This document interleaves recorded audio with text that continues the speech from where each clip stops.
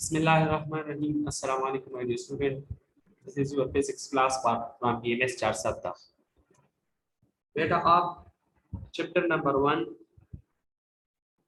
Class 9 के page number 27 पे जाए। वहां पे इस चैप्टर के कंसेप्चुअल क्वेश्चंस हैं।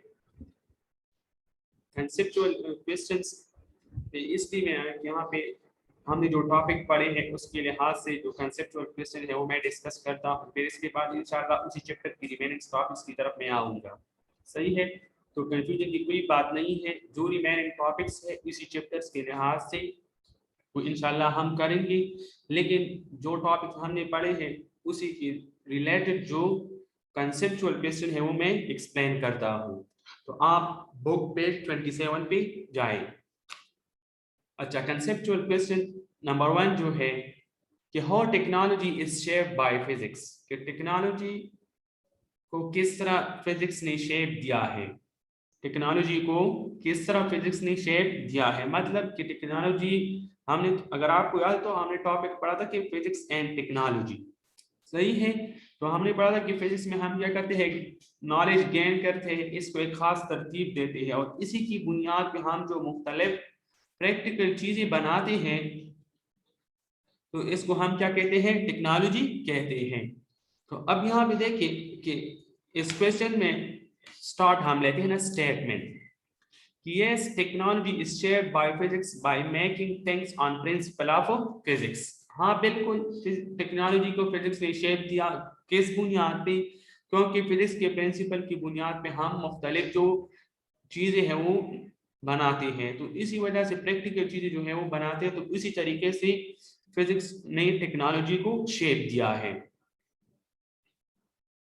अच्छा, इसके बाद आंसर की physics is concern with gathering knowledge and organising it. Physics में हम जस्ट क्या करते हैं, नॉलेज गेन करते हैं, इसको एक खास तरतीब देते हैं। टेक्नोलॉजी लेट्स ह्यूमन और that knowledge for practical purposes. अब यहाँ पे टेक्नोलॉजी में हम क्या करते हैं कि इन ही नॉलेज को हम प्रैक्टिकल पर्पसेस के लिए क्या करते हैं, यूज करते हैं। Following are few example in which technology is shared by physics. यहाँ पे हमारे साथ कुछ इस तरह एग्जांपल है कि ये on the basis of physics principles हमने बनाए हैं। Number 1, we use so many gadgets and other apparatus like cell phone, computers and internet, TV, radio etc. through which we communicate easily। ये जो डिवाइस है, apparatus है, like cellphone जो है, computers है, इंटरनेट वगैरह जो है, तो ये सारी जो चीजें हैं ये हमारे साथ बने किस चीज पे, on the base of physics principle. सही है। अब यहाँ पे देखिए कि सेकंड वन कि another important example of physics giving rise to technology is the silicon chip that brought revolution in the recent era। Silicon chip जो है वो on the basis of physics principle हमारे साथ बनाया गया है और उन्होंने रीसेंट एरा में बिल्कुल एक बहुत बड़ा चेंज लाया है।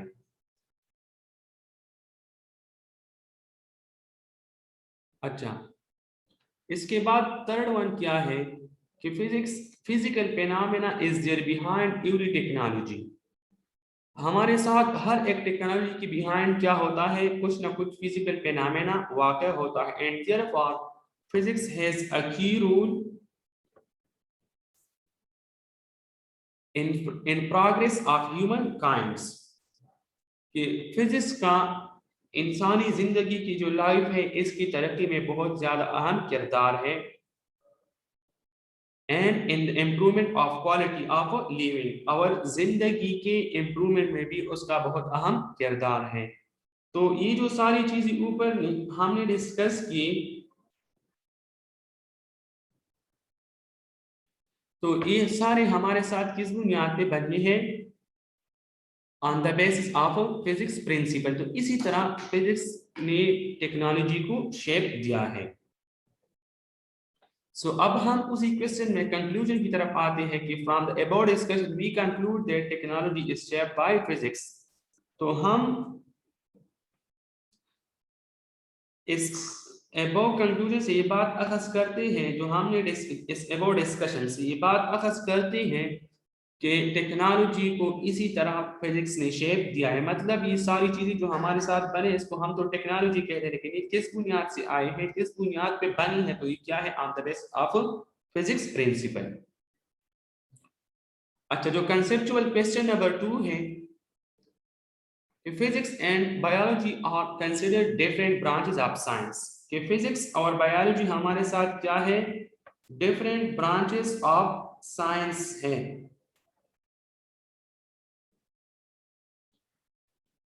How physics link with biology, लेकिन फिर फिजिक्स किस तरह बायोलॉजी के साथ लिंक करता है। तो अब अगर आपको याद है तो हम फिजिक्स में क्या स्टडी करते हैं, अबाउट द फिजिकल यूनिवर्स, और बायोलॉजी में हम जस्ट क्या स्टडी करते हैं, living things. Biology, bio mean जिंदगी, लोग इसमें गुफ्तगू, स्टडी, मुताला, जिसमें हम क्या स्टडी करते हैं, सिर्फ जिंदा चीजों के मुतालिक स्टडी करते हैं। तो फिजिक्स एंड बायोलॉजी हमारे साथ दोनों डिफरेंट ब्रांचेस ऑफ साइंसेस है, लेकिन इसके दरमियान लिंक, रिलेशन का लिंक जरूर मौजूद है। अब किस तरह, statement physics and biology are linked by studying biological process under physics principle. कि इसमें हम क्या करते हैं कि फिजिक्स एंड बायोलॉजी किस तरह लिंक करते हैं, क्योंकि इसमें हम जो मुख्तलिफ लिविंग ऑर्गेनिज्म हैं, जो मुख्तलिफ लिविंग ऑर्गेनिजम्स हैं, इसी लिविंग ऑर्गेनिजम्स का हम स्टडी करते हैं, जो फिजिक्स प्रिंसिपल्स पे हमारे साथ जो मुख्तलिफ डिवाइसेस बने हैं। तो इसी तरह मतलब कि हमारे साथ जो बायोलॉजिकल प्रोसेस है बॉडी में, तो इन्हीं सारे प्रोसेसेस को हम स्टडी करते हैं अंडर मुख्तलिफ मेडिकल इंस्ट्रूमेंट्स, और यही मेडिकल इंस्ट्रूमेंट हमारे साथ किस चीज पे बने हैं, फिजिक्स प्रिंसिपल पे बने। तो इसी तरीके से ये एक दूसरे के साथ लिंक करते हैं।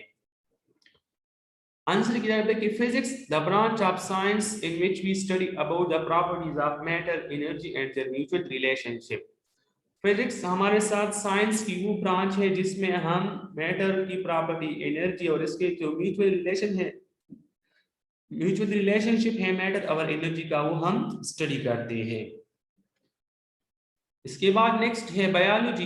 सो ये तो मैंने स्टार्ट में डिस्कस किया, the branch of science with deal with the life और लिविंग ऑर्गेनिज्म, जिसमें हम जस्ट लिविंग चीजों के मुतालिक स्टडी करते हैं, इसको हम कहते हैं बायोलॉजी कहते हैं।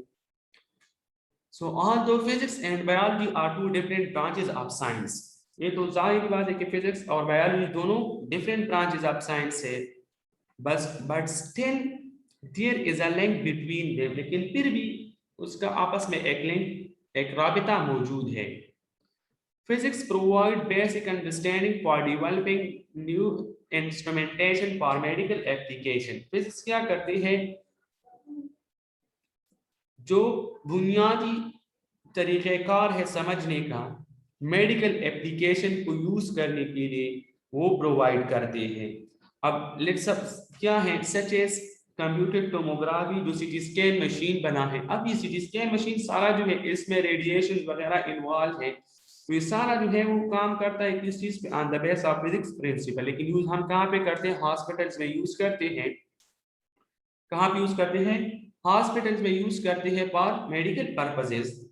मैग्नेटिक रेजोनेंस इमेज, जिसको हम एमआरआई कहते हैं, ये भी इसमें हमारे साथ क्या इन्वॉल्व है, रेडिएशन इन्वॉल्व है, और ये भी हम कहाँ पे यूज करते हैं, हॉस्पिटल में। एंड लेजर सर्जरीज, और लेजर के जरिए हम जो सर्जरी करते हैं, तो इसमें भी हमारे साथ क्या इन्वॉल्व है, ये लेजर की सर्जरी के लिए जो रेडिएटिव एलिमेंट प्रोवाइड किया जाता है, ये न्यूक्लियर रिएक्टर से प्रोवाइड किया जाता है। तो इन्हीं तरीके में अगर सारे देखें तो हम जो चीजें हैं वो प्रोवाइड करते हैं कहाँ से, फिजिक्स के मुख्तलिफ स्टडी ब्रांचेस की तरफ से। तो इसी तरह फिजिक्स और बायोलॉजी आपस में क्या करते हैं, लिंक करते हैं, और यही सारी चीजें कहाँ पे यूज होती है, for the medical purposes. Also, the image shown on advanced medical imaging device called positron emission tomography. और हमारे साथ एक एडवांस मेडिकल इमेजिंग डिवाइस है जिसके जरिए हम इमेज देखते हैं, इसको हम क्या कहते हैं, पॉजिट्रॉन इमिशन टोमोग्राफी। तो अब पॉजिट्रॉन हमारे साथ स्मॉल टिनी पार्टिकल हैं जो, और इसी के जरिए हमारे साथ जो इमेज बनता है मुख्तलिफ मेडिकल पार्ट्स का। तो ये जो इमेज पॉजिट्रॉन इमिशन के लिए यहाँ पे जो रेडिएटिव एलिमेंट प्रोवाइड किया जाता है ये भी न्यूक्लियर रिएक्टर से प्रोवाइड किया जाता है। तो इसी तरीके से अगर सारे यहाँ पे देखें तो और न्यूक्लियर रिएक्टर्स हमारे साथ हम क्या कर, न्यूक्लियर रिएक्टर्स बेसिकली हम स्टडी करते हैं न्यूक्लियर फिजिक्स में। तो इसी तरीके से अगर आप देखें तो फिजिक्स जो है वो बायोलॉजी के साथ उन्हीं सारी चीजों जो हमने ऊपर स्टडी की इसकी बुनियाद पे लिंक करता है, किसके साथ, बायोलॉजी के साथ। सो अब कंक्लूजन की तरफ आ जाए। From the above discussion, we conclude that physics and biology are different branches, but they are linked together. ये तो जाहिर बात है कि above discussion से हम ये conclude करते हैं, ये नतीजा अखज़ करते हैं कि बायोलॉजी और फिजिक्स दोनों डिफरेंट ब्रांचेस हैं, लेकिन फिर भी आपस में क्या करते हैं, ताल्लुक रखते हैं। सही है। तो इस क्वेश्चन का मतलब क्या था कि फिजिक्स और बायोलॉजी तो डिफरेंट ब्रांचेस हैं लेकिन ये आपस में लिंक करते हैं। तो बिल्कुल फिजिक्स और बायोलॉजी दोनों डिफरेंट ब्रांचेस हैं। फिजिक्स में हम क्या स्टडी करते हैं, मैटर, एनर्जी और इसके जो प्रॉपर्टीज है, इसका जो आपस में रिलेशनशिप है।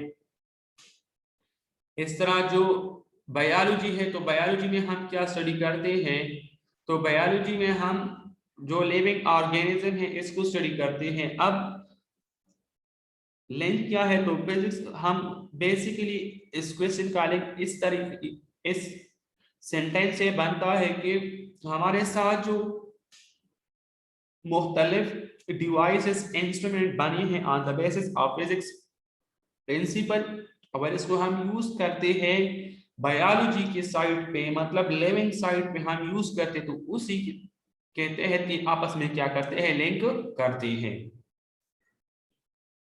अच्छा, conceptual question number 3, why R measurement important?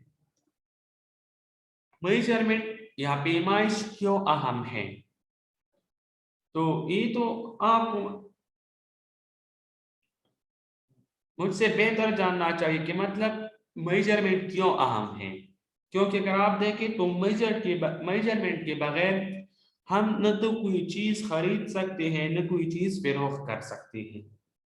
मिसाल, न कोई भी हम मतलब लाइफ की हमारा ऐसा कोई भी लम्हा नहीं होता जिसमें हम मेजरमेंट की बात नहीं होती हमारी। हत्ता कि अगर आप देखें तो स्लीपिंग टाइम भी हमारे साथ जो है मेजरेबल है, स्टडी टाइम भी क्या है, मेजरेबल है कि इतना टाइम स्टडी करना है। हर एक चीज के लिहाज से टाइम क्या मतलब हमारे साथ मेजरमेंट इन्वॉल्व है। अब मिसाल में दे रहा हूं, अगर आप लेट सपोज जो कपड़े हम दर्जी के पास ले जाते हैं सी करने के लिए, तो पहले वो क्या करता है कि वो हमारे बॉडी का जो मेजरमेंट है, जो नाप है वो करवाते हैं। इस तरह हम जब दुकान पे चले जाते हैं तो हम कोई भी चीज लेता है, मतलब शुगर, राइस या कोई भी फ्रूट वगैरह लेती हैं, तो वहां पे हम पहले हम अमाउंट याद करते हैं कि मतलब 1 kg दे दो, 2 kg दे दो, 3 kg। तो ये सारे वो क्या करते हैं, मेजरमेंट करते हैं। अगर हम देखें लेट्स सपोज कोई बंदा इस तरह के कि मतलब मुझे इतने पैसों का ये चीज दे दे, तो दुकानदार क्या करते हैं कि इन ही पैसों के मुताबिक वो इस स्केल को बराबर करते हैं और उन ही पैसों के मुताबिक स्केल की वो क्या करते हैं, मेजरमेंट करते हैं। तो यहाँ से ये बात क्लियर है कि हमारे साथ मेजरमेंट जो है लाइफ के हर साइड पे हमारे साथ ये क्या है, यूजेबल है, कि मतलब मेजरमेंट के बगैर लाइफ बहुत ज्यादा मुश्किल है। So why R measurement important? Measurement क्यों इंपॉर्टेंट है? तो स्टेटमेंट क्या, measurement is very important because it uses in all aspects of life. ये हमारे साथ लाइफ की हर साइड पे, हर शोबे में यूज होने वाला है। तो इसी वजह से जो मेजरमेंट है वो बहुत ज्यादा अहम है। आंसर, मेजरमेंट क्या है? measuring anything mean compare it with some standard। Measurement का मतलब क्या है कि किसी भी चीज का अननोन चीज जो है, जिसका क्वांटिटी हमें नोन नहीं है, इसका कंपैरिजन करना, मुवाजना करना विद सम स्टैंडर्ड। स्टैंडर्ड से मुराद क्या है? इकाई है, यूनिट है, जो स्केल होता है, इसको इसको हम क्या कहते हैं? स्टैंडर्ड कहते हैं। So measure anything mean comparing it with some standard. किसी भी चीज का मेजरमेंट करना, इसका मतलब है कि इसका किसी स्टैंडर्ड के साथ मुवाजना करना है। स्टैंडर्ड से मुराद क्या है? स्केल है, वही यूनिट जिसके साथ हम इसको कंपेयर करते हैं। For example, length of a door is 2 metre. अगर हम दरवाजा है, इसका लेंथ कितना है? 2 मीटर है। Duration of our stay at school is 6 our.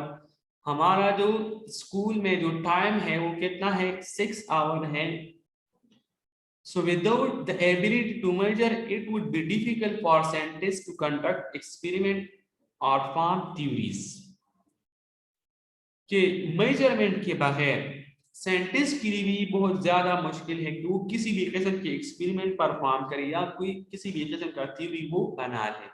अब यहाँ पे देखिए, एक्सपेरिमेंट जब हम करवाते हैं तो इसमें हम हर एक चीज एक खास अमाउंट पे लेते हैं, सही है? तो फिर उन्हीं रेशियो की बुनियाद पर हम वो एक्सपेरिमेंट परफॉर्म करते हैं। तो इससे बात साबित हो सकती है कि हमारे साथ मेजरमेंट जो है वो सिर्फ और सिर्फ हमारे डेली लाइफ के नहीं, मतलब कि हम जो खरीदो फरोख्त के लिहाज से, बल्कि साइंस की दुनिया में भी मेजरमेंट बहुत ज्यादा अहम है। अगर आपको याद है तो हमने जब स्टार्टिंग के फिजिक्स में भी हम बहुत छोटे और बहुत लार्ज किस्म की मेजरमेंट को क्या करते हैं? मेजरमेंट करते हैं। So not only is measurement important in physics, measurement सिर्फ फिजिक्स में important नहीं है, it is also essential in farming, हमारे साथ फार्मिंग में भी बहुत जरूरी है। इंजीनियरिंग साइड पे भी हमारे साथ बहुत ज्यादा जरूरी है, क्योंकि इंजीनियर्स जब भी कोई भी कंस्ट्रक्शन वगैरह करवाते हैं तो वहाँ पे वो एक खास अमाउंट का रेशो लेते हैं और इन्हीं रेशो के लिहाज से वो चीज बना लेते हैं।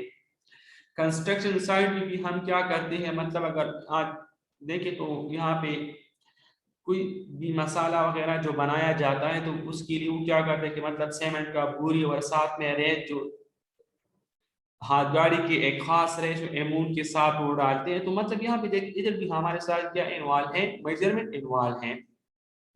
मैन्युफैक्चरिंग किसी भी चीज की बनाने में भी हम क्या करते हैं? मेजरमेंट करते हैं। Commerce and numerous other occupation and activities, commerce का जो फील्ड है हमारे साथ वहां पे, और अदर हमारे साथ जो मुख्तलिफ किस्म की ऑक्यूपेशंस है, लाइफ की जितनी भी एक्टिविटीज हैं, इसमें हमारे साथ क्या है? मेजरमेंट इन्वॉल्व है। सो सिंपल बात यही है कि लाइफ के हमारे साथ जितनी भी शोबे हैं, चाहे वो साइंस के लिहाज से हो, चाहे कारोबार के लिहाज से हो, चाहे लेबोरेटरीज के लिहाज से है, किसी भी किस्म के लिहाज से, तो इस सारी चीजों में हमारे साथ क्या इन्वॉल्व है? मेजरमेंट इन्वॉल्व है, और हम इसमें मेजरमेंट मस्ट करते हैं। तो उससे बात अगर होता है कि मेजरमेंट हमारे साथ लाइफ के हर शोबे के लिहाज से क्या है? इम्पोर्टेंट है। So from the above discussion, we conclude that measurement is important in life. हम ऊपर इन सारी बातों से ये नतीजा अखज़ करते हैं कि मेजरमेंट हमारे साथ लाइफ के हर शोबे में क्या है? बहुत ज्यादा अहमियत रखती है। सही है? तो ये था कंसेप्चुअल क्वेश्चन नंबर 3। अब कंसेप्चुअल क्वेश्चन नंबर 4 कि why area is a derived quantity. Area क्यों एक डिराइव्ड क्वांटिटी है? सो आपको याद होगा कि हमने डिराइव्ड क्वांटिटी का डेफिनेशन पढ़ा था कि डिराइव्ड क्वांटिटी वो क्वांटिटीज होती है जिसको हम बेस क्वांटिटी के कॉम्बिनेशन से हासिल करते हैं। डिराइव्ड क्वांटिटीज वो क्वांटिटीज होती है जिसको हम किससे हासिल करते हैं? बेस क्वांटिटी के कॉम्बिनेशन से हासिल करते हैं। तो इसको हम क्या कहते हैं? डिराइव्ड क्वांटिटी कहते हैं। अब यहाँ इस क्वेश्चन में उन्होंने पूछा है कि एरिया क्यों डिराइव्ड क्वांटिटी है। एरिया क्यों डिराइव्ड क्वांटिटी है। तो एरिया, इस क्वेश्चन से भी हम यहाँ पे ये अंदाजा लगा सकते हैं कि एरिया हमारे साथ जरूर किसी न किसी सूरत में बेस क्वांटिटीज के कॉम्बिनेशन से बना है। चाहे सूरत क्या बनता है, सूरत ये बनता है कि या तो हमारे साथ एक ही क्वांटिटी जो है वो खुद अपने साथ मल्टीप्लिकेशन में आया है, या दूसरी सूरत क्या बनती है कि यह एक ही बेस क्वांटिटी दूसरी बेस क्वांटिटी के साथ कॉम्बिनेशन में आया है। कॉम्बिनेशन से मुराद दो किस्म के, या तो डिवीजन या मल्टीप्लिकेशन।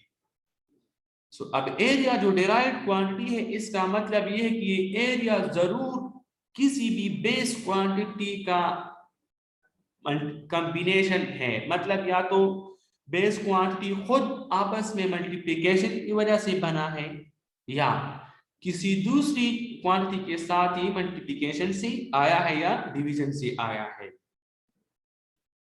बेटा ये बात अपने साथ नोट करें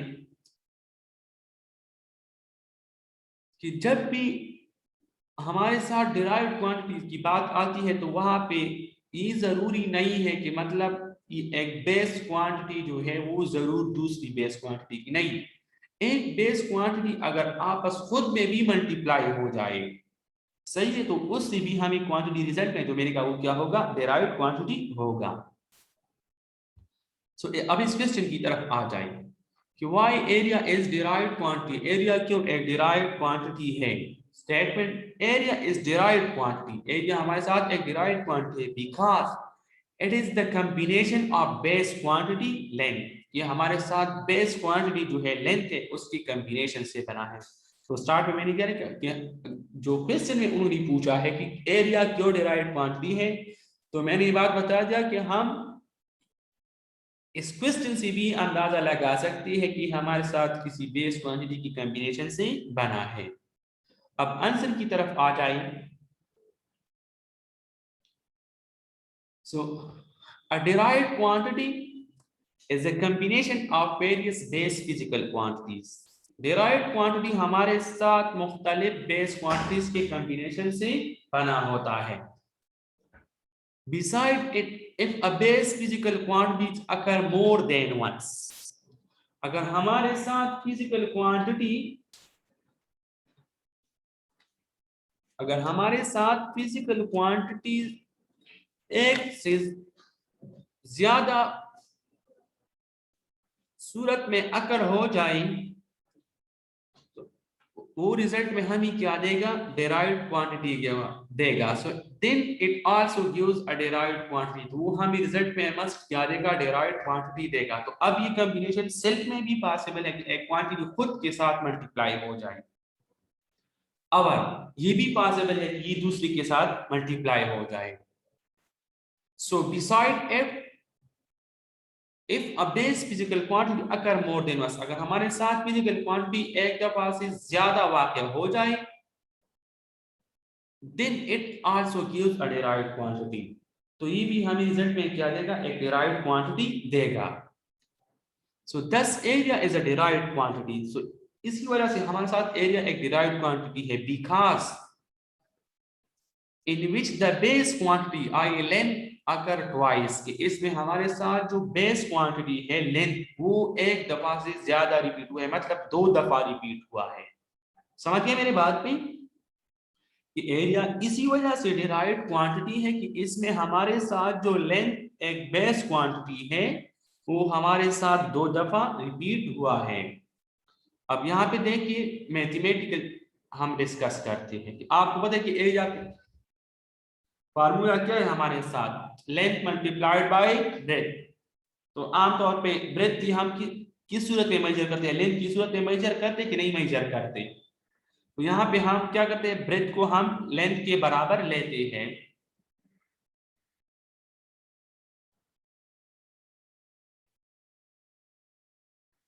सही है कि area is equal to length multiplied by breath.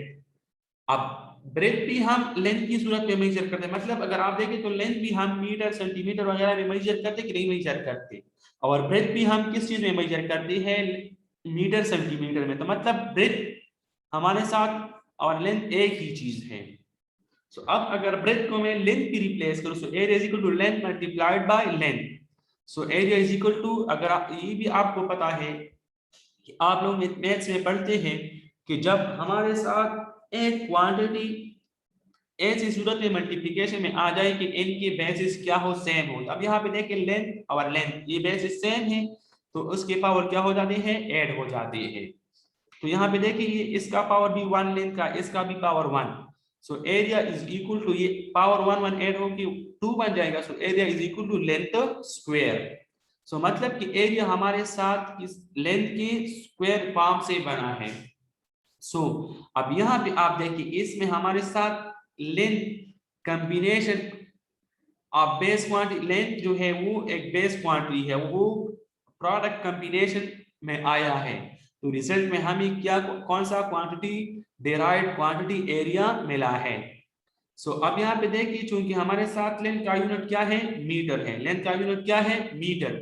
सो अगर इस लेंथ का हमारे साथ यूनिट क्या है, मीटर है, तो एरिया का यूनिट क्या हो जाएगा, मीटर स्क्वायर। क्योंकि यहाँ पे देखिए अगर इस लेंथ की जगह इसकी लिए भी मैं मीटर, इसकी लिए भी मैं metre, so metre multiplied by metre is equal to metre square. तो इसी वजह से एरिया का यूनिट क्या है, मीटर स्क्वायर है।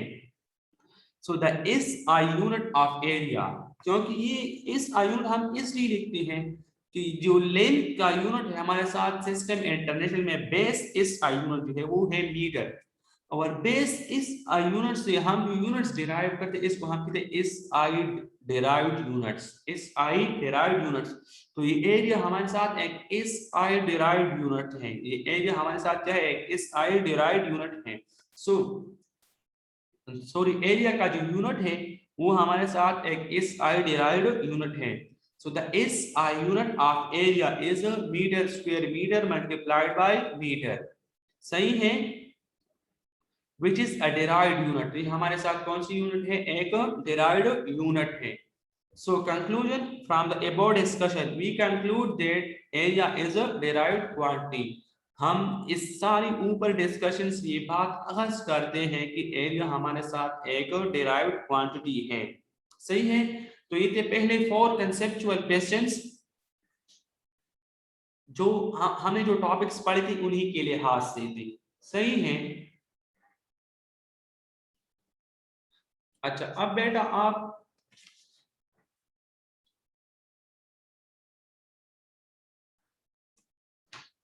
बुक पेज नंबर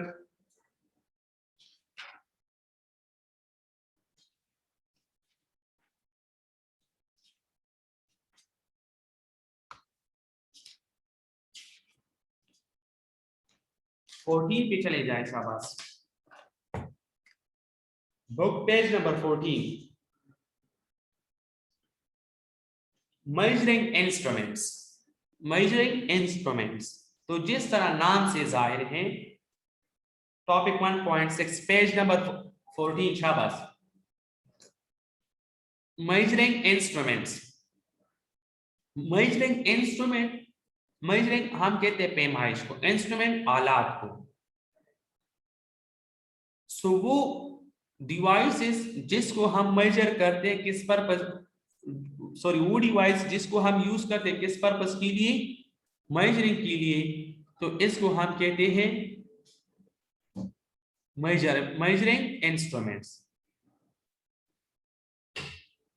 वो डिवाइसेस जिसको हम यूज करते हैं किसके लिए, मेजरमेंट के लिए, तो इसको हम क्या कहते हैं, मेजरिंग इंस्ट्रूमेंट्स कहते हैं।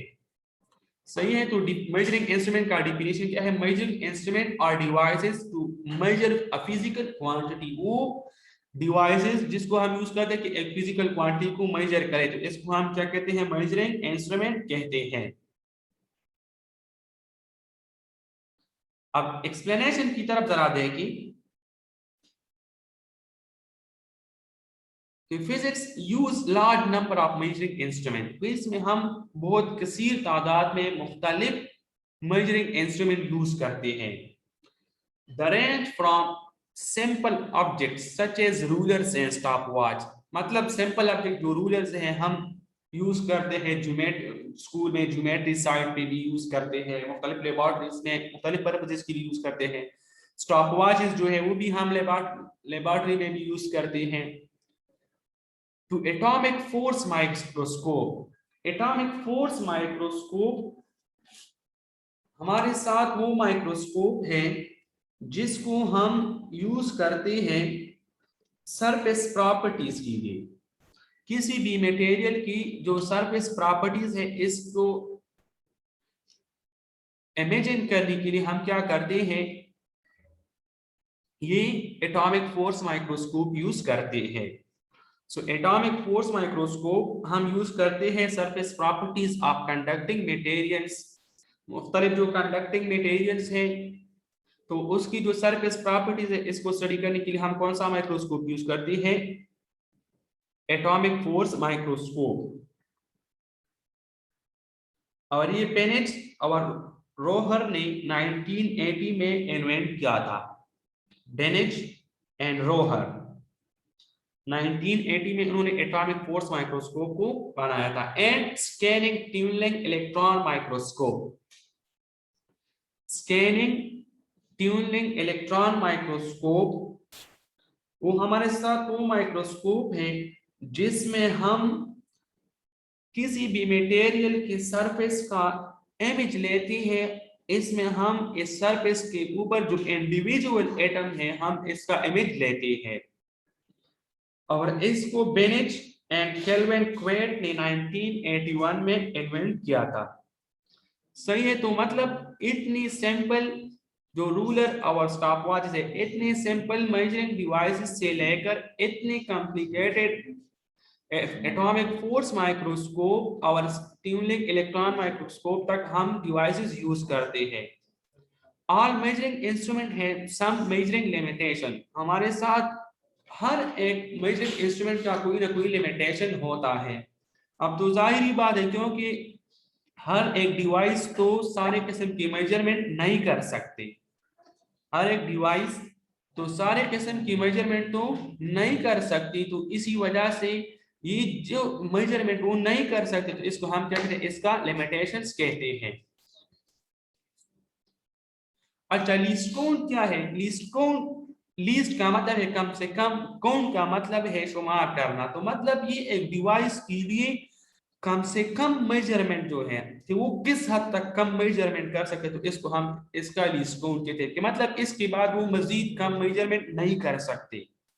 वो डिवाइस के लिए वो वैल्यू कि जिस वो कम से कम वैल्यू को बिल्कुल वो इस हद तक कम मेजरमेंट कर सकते हैं, इसके बाद वो मजीद कम मेजरमेंट नहीं कर सकते, तो इस वैल्यू को हम इस डिवाइस का क्या कहते हैं, लीस्ट काउंट कहते हैं।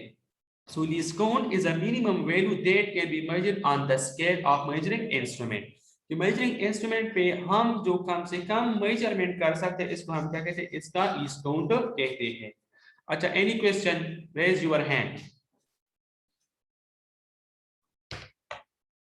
ईमान, ask your question बेटा। अस्सलाम वालेकुम सर। वालेकुम सलाम। सर आपने जो ये क्वेश्चंस करवाए तो हाँ, इसको लिखना है रफ नोटबुक्स में या फिर याद करना है? हाँ, ये आपने बेटा मैं दे रहा हूँ होमवर्क में, ये आपने लर्न करना है, सही है। जो फर्स्ट 4 कंसेप्चुअल क्वेश्चंस है ना, कल तो छुट्टी है, सही है, संडे है, जी। तो ये होमवर्क में मैं दे रहा हूँ कि आपने क्या करना है, लर्न करना है, सही है। सर हमारा कोई रिटर्न वर्क होगा? नहीं, अभी तक आपने कोई भी रिटर्न वर्क नहीं करना है, आपने यहाँ से नोट्स लेना है और इससे लर्निंग करना है, सही है। Yes sir, thank you. Welcome. मलगला।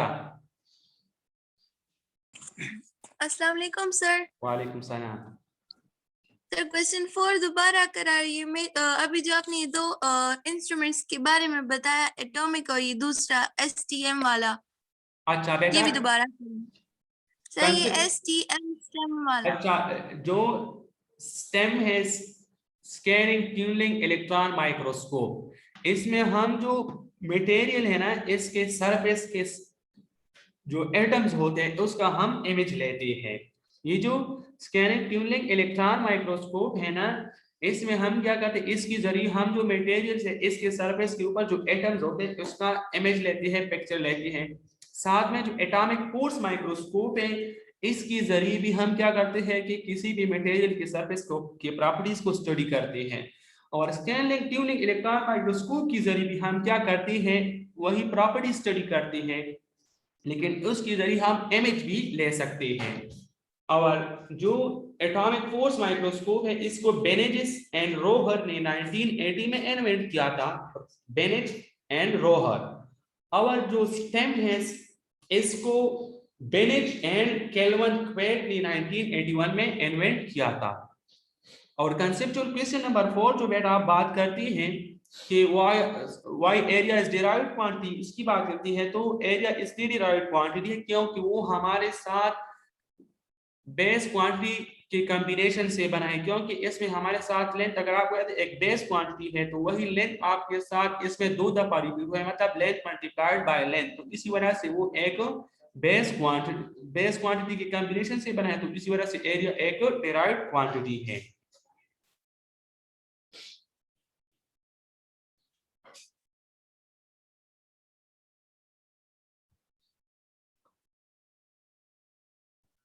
अस्सलाम वालेकुम सर। वालेकुम अस्सलाम।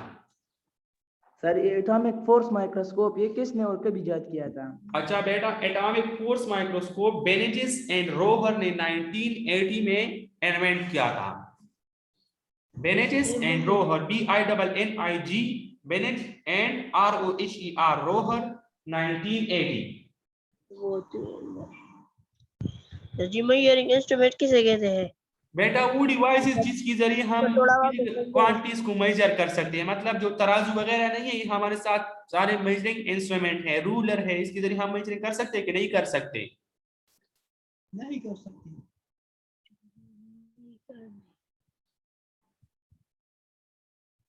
Yes sir.